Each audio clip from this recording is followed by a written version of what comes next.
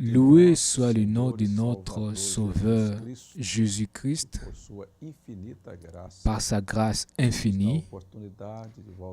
Il nous donne l'opportunité de rentrer ici, d'être ensemble dans la méditation de sa parole. Nous rappelons à vous tous, vous qui nous accompagnez dans cette série d'études, et sont de messages qui ont été prêchés par le prophète William Branham quand il a exposé le 7 âges de l'Église, représenté par 7 églises qui étaient dans l'Asie mineure. Et nous vous insistons afin que vous puissiez continuer à divulguer à vos amis, à vos connaissances ces vidéos et aussi s'inscrire dans notre canal YouTube. Nous vous remercions déjà et nous désirons que la bénédiction de Dieu soit avec vous et que ces études puissent être une bénédiction pour ta vie. Aujourd'hui, nous rentrons ici pour parler un peu sur le 4e âge de l'Église qui est connu comme l'Église de Sardis. Et nous savons qu'en étudiant ici le 5e âge de l'Église, nous allons déjà faire une petite révision ici, en rappelant que le premier âge de l'Église a été marqué par les œuvres de Nicolaïte.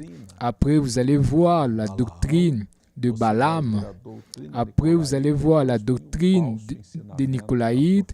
Après, le faux enseignement de la prophétesse Jézabel. Le prophète William Branham fait question de dire que cela ne traite pas 3 esprits, mais c'est le même esprit qui séduit, qui au commencement, elle vient d'une manière subtile, simple, pour faire que le Saint-Esprit puisse être tiré dans la conduite du peuple et après remplacer cet esprit par la conduite d'un homme.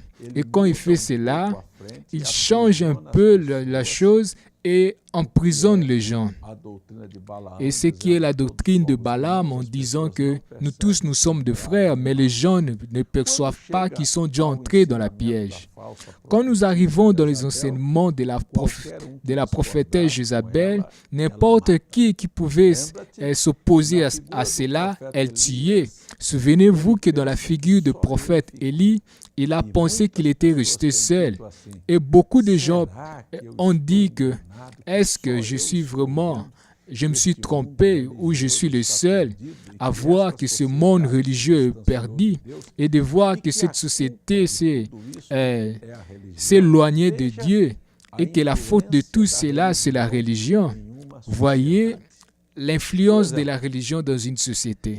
Par exemple, si la société veut faire quelque chose et que l'Église s'est positionnée contre cela, cela sera détenu. Nous prenons comme exemple le Brésil. C'est considéré comme un des grands pays catholiques du monde. Prêtez attention. Si la majeure partie des gens sont catholiques et que l'Église catholique définissait que c'est le péché, l'habillement, la conduite, le boisson, le pratique, de comment les gens vivent, les gens vont arrêter de le faire. Mais vous allez voir que même la propre religion, le prêtre, le pape, les évêques et les archevêques sont des modernistes. En réalité, ils ne vont jamais faire l'opposition à la condition de la société, sinon les églises vont être vides.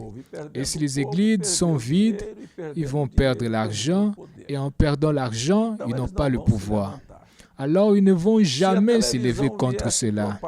Si la télévision venait à travers ces vidéos, ces théâtres, comme l'a propagé, et si l'Église avait pris une position contre cela, vous allez voir que ça a toujours été de cette manière. Et nous sommes ici dans l'étude en montrant que la dominance féminine, c'est une malédiction. Car une femme ne peut pas se mettre devant l'autorité. Ça, c'est ce que disent les Écritures sacrées. Et le 5e âge est marqué par un thème, Sardis. Le prophète a dit, cela signifie ceux qui se sont échappés.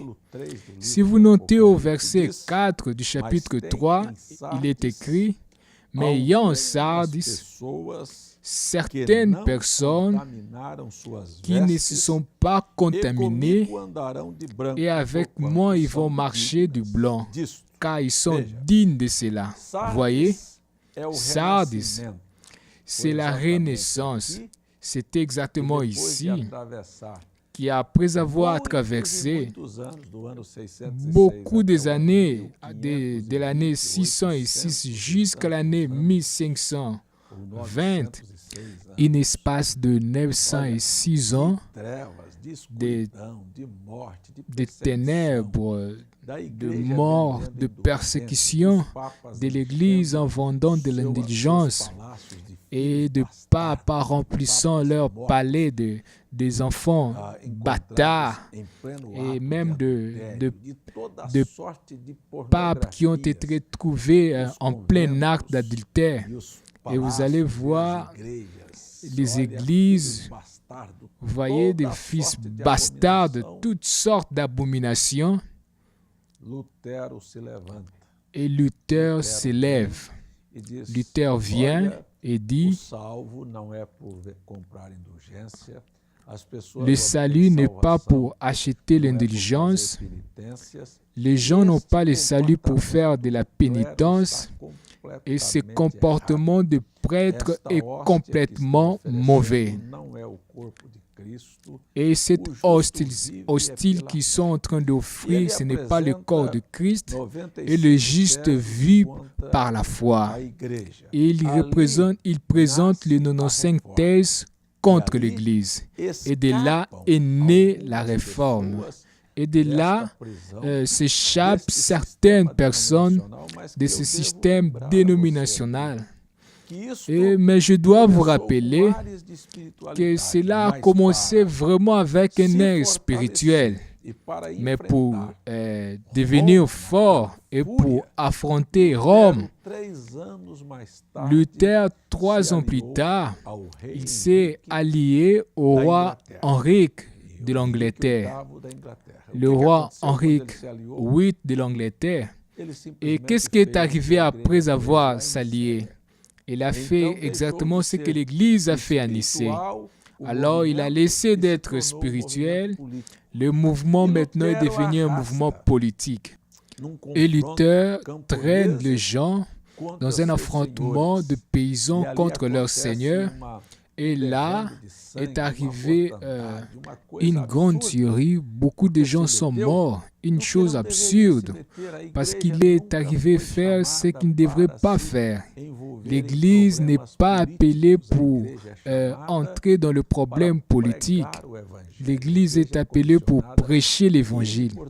L'Église est commissionnée car il est dit « Allez partout, prêcher la parole à toute la créature ». Ça, c'est le devoir de l'Église. Il y a beaucoup de choses que le prophète William Marion Branham a parlé ici dans l'âge de Sardis. Mais entre un des points que je voudrais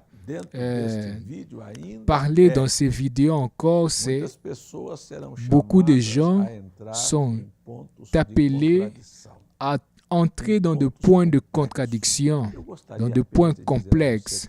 Je voudrais juste vous dire, vous qui nous assistez, ne pas mettre ton interprétation à n'importe quelle chose.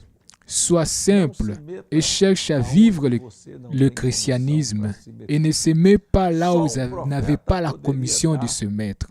C'est le prophète qui pouvait donner non seulement l'interprétation, mais la révélation de ce qui se l'avait réellement dit.